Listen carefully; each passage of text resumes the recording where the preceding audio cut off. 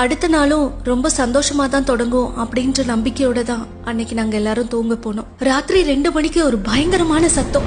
என்னன்னு எழுந்து கண்ணு திறந்து பார்க்கும்போது எங்க வீடை சுத்தி தண்ணி சூழ்ந்திருந்தது. திரும்பி என் குடும்பத்தை பார்க்கும்போது யாருமே இல்ல.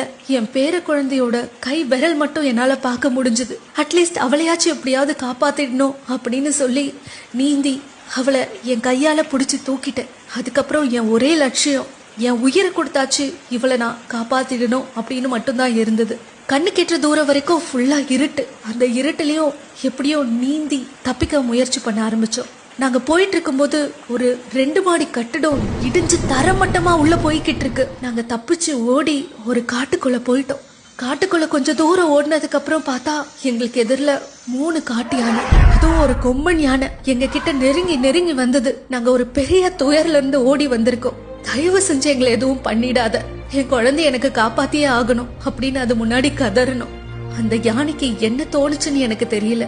அது கண்ணீர் விட தொடங்குச்சு. அதுக்கப்புறமா ஓடுறதுக்கு சக்தி இல்லாம நாங்க அங்கேயே மயங்கிட்டோம். காலையில சூரிய வெளிச்சம் வரும்போதுதான் நாங்க கண்ணை திறந்து பாக்குறோம். அந்த 3 யானையும் எங்களுக்கு காவலா அதே இடத்துல இருந்தது. மீட்பு குழுவினர் வந்து எங்களை கூட்டிட்டு போகும்போதுதான் அந்த யானை அந்த இடத்தை விட்டு போச்சு. இயற்கையே கண்ணீர் விட்ட நாள் தான் நிச்சயமா அது. Stand with Wayanad.